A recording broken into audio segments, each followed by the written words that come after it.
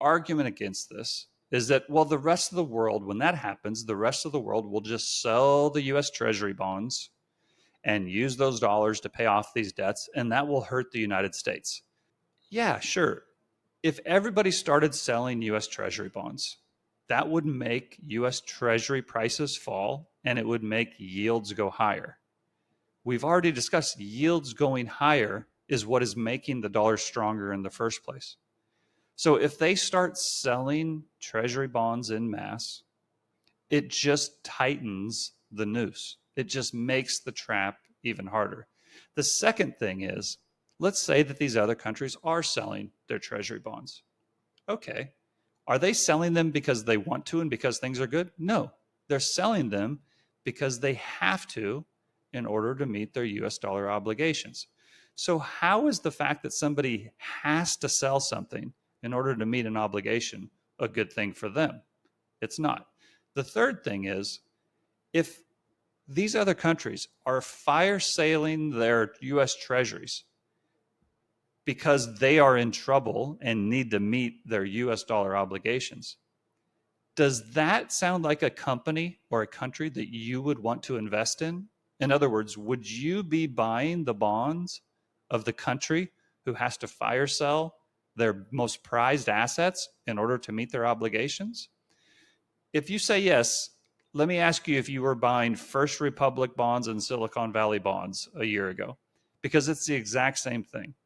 A year ago, Silicon Valley Bank and First Republic were fire selling their US treasuries to meet the redemption requests of the depositors who were pulling money out of it. And they were going on through a bank run because nobody wanted to provide them liquidity. That is the exact same thing that we're talking about when other countries are selling their treasury bonds. Now, if you weren't buying the bonds of First Republic and Silicon Valley Bank, then why are you going to buy the bonds of Italy? Why are you going to buy the bonds of Australia? Why are you going to buy the bonds of China and Japan? Why are you going to buy the bonds of Turkey? You're not. And so, again, US yields going higher. Yes. Does it drive US interest payments higher? Yes, it absolutely does. But you know what else it does? It crowds out the rest of the world who is looking for US dollar financing. The fiscal dominance of the US government means that other entities are going to have trouble getting capital. If you talk about fiscal dominance in the United States, by definition, if you are crowding out other entities within the United States, then you are definitely crowding out entities outside the United States. You can't crowd out domestic entities and the rest of the world has plenty of US dollar financing. It doesn't work that way. This idea that US interest rates are going to go higher, our interest payments will rise and our debt servicing costs will rise, and this will be uniquely bad for the United States and the rest of the world will be fine. It is just, again, it's completely illogical. If you're betting against the United States for this reason, this is the equivalent of sitting at a poker table. You're betting against the guy who has the biggest stack at the table, and you're betting against the guy that literally has a machine that prints chips. Now, if that's a bet that you want to make because that's a game you think you can win, then hey, go for it. But if you think that that's going to be the first guy to lose at the table and that there aren't going to be several other people that lose at the table before him, you probably shouldn't be managing your own money.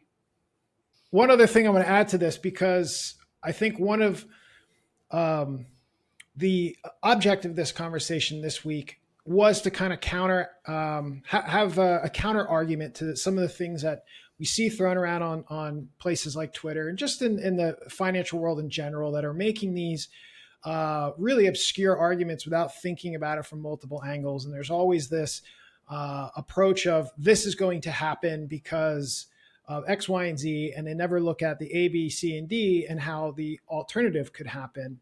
And it reminds me of Tony Robbins, big Tony Robbins. He has this.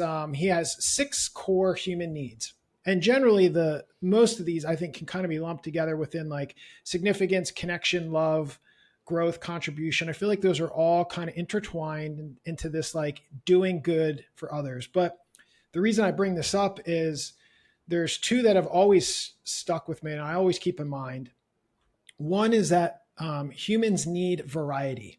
So, as much as we don't want to admit it, I think one of the things that draws us into financial markets is that massive amount of uncertainty. We literally thrive on that. If you give us absolute comfort, eventually we go crazy. It's one of the reasons you see depression everywhere nowadays. There's just no the lack of stimulation, proper stimulation, just doesn't exist anymore. The other one, and the reason I mentioned this, which I think is so critical and a big part of the conversation here, is humans need certainty. And because they need that certainty, so oftentimes we see them gravitate towards narratives or people who are sharing a narrative that gives them that comfort of certainty. But the reality is there's nothing certain in markets. And that's one of the things that, again, I think the dollar milkshake theory is not telling you with certainty when things are going to happen, and not even with certainty how things are going to end. Oftentimes we get the question, Brent, when the end game comes, what next? And those are questions that no one has an answer to, but the dollar milkshake theory, at least currently based on how the system is designed, gives you a framework as to how you can approach the potential outcomes and what have higher probability. But I'll pass it off to you. Do you have some thoughts on the fact that people are so driven towards certain ideologies, not only because it reinforces their bias, but it gives them that desperate need for certainty? I think people also either want to believe or need to believe that justice will eventually be served, right? They want to believe that at the end of the day, good wins over evil. And I want to believe the same thing. And actually, I do believe that good wins over evil, but it doesn't win right away, right?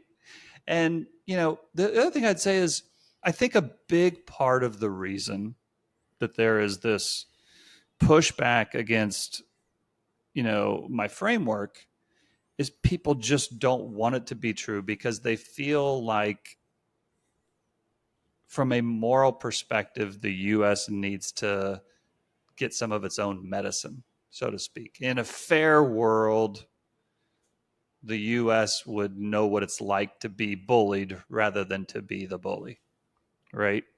And so I think there's a little bit of that in there. And I think there's a little bit in there that the evil US government must fall. And I'm really, really, really, really sympathetic to that view. The part that I don't quite agree with is when those same people will then say, but it's not like that in Russia, or it's not like that in China, or it's not like that in Brazil, or it's not like that in Australia or Japan or Turkey or wherever it is. Those governments are run by, altruistic, fair-minded individuals who have their citizens' best interests at heart. And they would never impose a system that benefited them over the populace or over the world at large. And I think that is the most ridiculous thing in the world. If I bring it back to this Game of Thrones, there's all these different kingdoms, there's all these different families.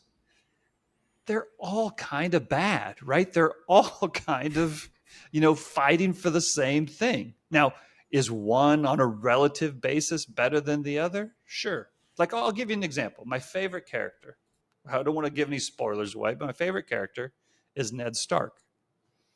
And I'm not going to tell you, but so in the very first episode, Ned finds this runaway from a post that was he was guarding the north, and this kid runs away. And it's against the law to run away from this place. And so Ned sentences him to death. And Ned is largely seen as the most honorable person in this entire show. And Ned cuts the guy's head off because he left his post and he did what he wasn't. Now, that's about the most statist thing you can do, right? You have to stand that post and guard that wall for the good of the state. Forget your desires as an individual. But even Ned, the most honorable person in the entire show, cut the kid's head off because he abandoned his post.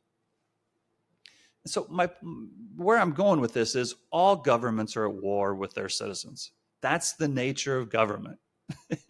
Now where on the spectrum it falls, that's good. Some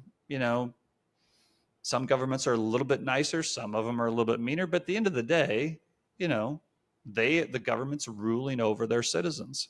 And so the idea that if you think that a nice guy who has, love in his heart and wants the best for everybody attains the top of the Chinese Communist Party, I just, if you had any idea what that guy had to go through, the ruthlessness which he had to live his life, the challenges he had to overcome in order to get to that place.